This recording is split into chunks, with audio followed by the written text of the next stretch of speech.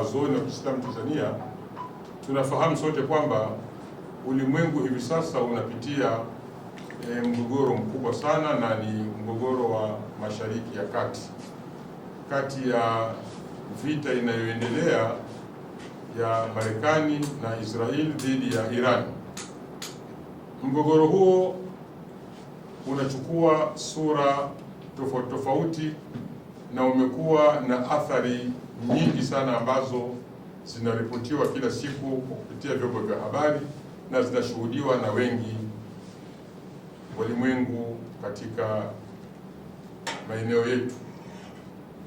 Miongoni mwa athari hizo, kwanza ni vile vifo ambavyo vinatokea kule na uharibifu wa mali. Lakini miongoni mwa athari hizo tumeanza kuziona katika nchi yetu hii ya Tanzania, ya kuanza kupanda bei ya mafuta petroli, ambayo ni nyenzo muhimu sana, na vile vile upandaji huo unasababisha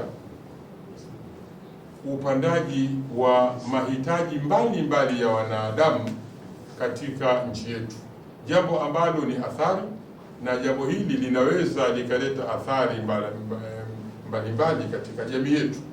Sisi kama wanawazuoni tumeona ni vizuri tukuiteni ili tuwe na neno la maelekezo, ushauri, na kuwaambia wananchi na pia kuambia viongozi wetu watukufu, wasikilizaji wapendwa, ili waweze kuwa na kufahamu nini wanazuoni wanasema katika jambo kama hili, katika neno ambalo tunaamini litakuwa ni faraja na litaleta utulivu na mwelekeo mzuri katika kulielekea ama kulikabili jambo hili ambalo linaloendelea hivi sasa katika Mashariki ya Kati. Bismillahirrahmanirrahim. Umoja wa Wanazuoni wa Kiislamu Tanzania, Hayatul Ulama. Tamko la Umoja wa Wanazuoni wa Kiislamu Tanzania, Hayatul Ulama kwa umma. Mtazamo wa haya wa hali ya vita Mashariki ya Kati na athari zake, haki, ubinadamu na wajibu wetu katika nyakati za migogoro ya dunia. Assalamu alaikum wa rahmatullahi wa barakatuh. Ndugu waandishi wa habari, viongozi wa dini na Watanzania wenzangu kwa ujumla, leo tunasimama mbele yenu katika kipindi hiki kigumu na nyeti sana katika historia ya dunia. Tunashuhudia mivutano mikubwa ya kisiasa, ya kijeshi katika eneo la Mashariki ya Kati, eneo ambalo si tu lina umuhimu wa kidini kwa mabilioni ya watu, bali pia ni muhimili wa uchumi wa dunia, hasa katika suala la nishati. Mzozo huu si wa kawaida, ni mzozo unaogusa maslahi ya mataifa makubwa, unahusisha siasa za nguvu, uchumi wa kimataifa na hata mitazamo ya kidini na kimadhehebu.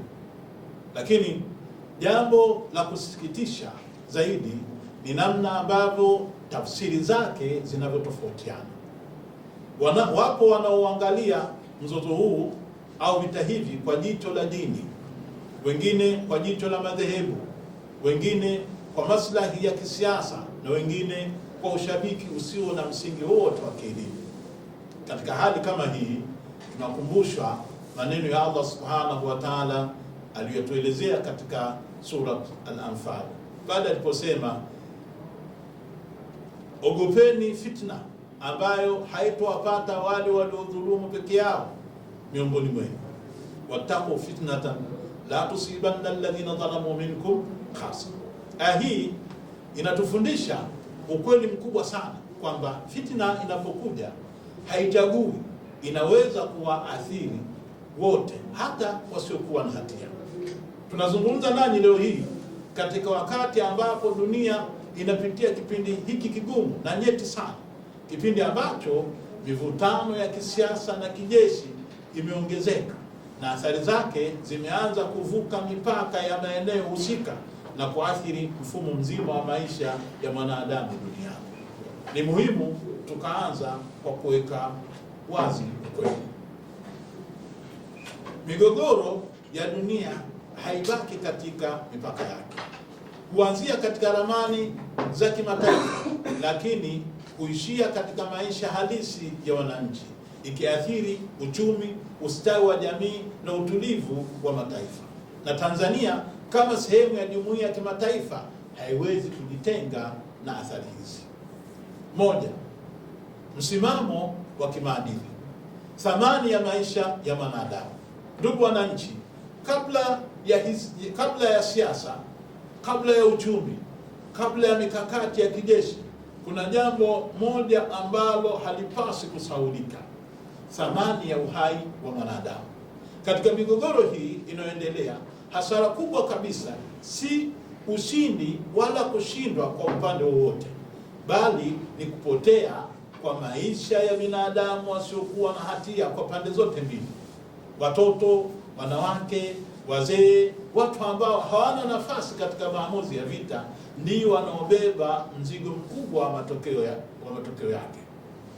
Uislamu unatufundisha kwa wazi kwa kusema, Allah subhanahu wa ta'ala anatuambia, a'udhu billahi minash shaitani rajim, min ajli dhalika katabna ala bani Israil annahu man qatala nafsan bighayri nafsin aw fasadin fil ard fakannama qatala an-nasa jami'an wa man ahyaha fakannama ahya an-nasa jami'an. Maana kwa sababu hiyo tuliwaandikia wana wa Israeli kwamba yeyote atakayemuua mtu bila sababu ya kulipiza kisasi cha mauaji au kufanya uharibifu katika ardhi, basi ni kama kwamba amewaua watu wote, na yote atakayemuokoa kuhuisha mtu mmoja, basi ni kama kwamba ameokoa watu wote. Sura Al-Maida aya ya 32. Kwa msingi huu, msimamo wetu sisi wanazuoni wa Kiislamu ni wazi. Tunathamini uhai wa kila mwanadamu na tunapinga dhulma bila kupendelea. 2. Mgogoro wa dunia na ukosefu wa mizani ya haki. Ndugu zangu waandishi, katika hali ya sasa kuna jambo linalotia huzuni kubwa. Dunia inaonekana kosa muamuzi wa haki katika migogoro kama hii.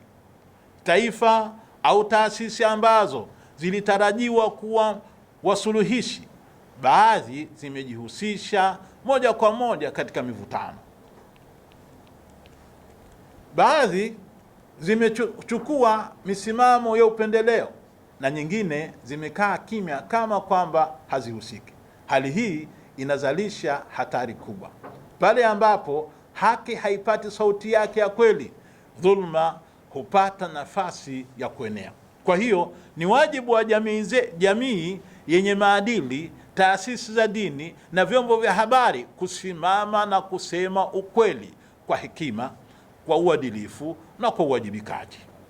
3. Tahadhari ya kimkakati. Hofu ya kuenea kwa mgogoro. Ndugu wananchi, tunakabiliwa pia na hatari nyingine ya kimkakati: uwezekano wa migogoro hii kubadilika na kuhamishwa kutoka vita vya mataifa kwenda katika vita vya ndani ya jamii. Historia inatuonesha kwamba pale ambapo migogoro ya kimataifa inashindwa kutatuliwa kwa njia ya moja kwa moja, mara nyingi hugeuzwa kuwa migawanyiko ya ndani kwa misingi ya dini, kabila au itikadi. Hili ni jambo ambalo halipasi kubezwa, kwa sababu moto unapowashwa katika eneo moja la dunia, athari zake huweza kusambaa kwa njia zisizotarajiwa, na kwa hiyo ni wajibu wetu kuchukua tahadhari mapema. 4. Athari za kiuchumi na kijamii kwa Tanzania.